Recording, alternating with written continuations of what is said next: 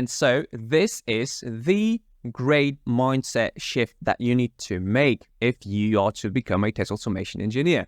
Even if you think that as a manual tester, you are just following a script when trying to test a test case, in reality, you're actually bringing a lot of baggage to the equation. You are bringing the baggage of your human nature and of your QA biases that you have learned on the job.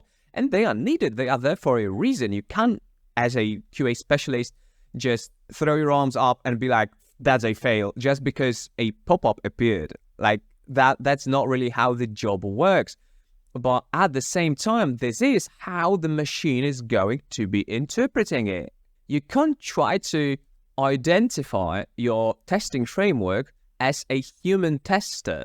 You should treat it like an alien, as someone who you are trying to explain even the most minor details to, not as a fellow tester, not as your coworker, because if you are doing that manually, if you had a pop-up appear or if you had the maintenance window or something like that, you wouldn't just start screaming that the element is not found. If you needed to wait for 5 seconds for the page to load, you wouldn't just throw your arms up and be like, timeout, sorry, I'm not progressing, that's a timeout. So you wouldn't do that as a human, but the machine would, because to it, all the implicit knowledge that we have, all the intertextual things that we just know, either from being users or from just being QAs for some time, all those things are not really that obvious to a machine. And it's not because there's a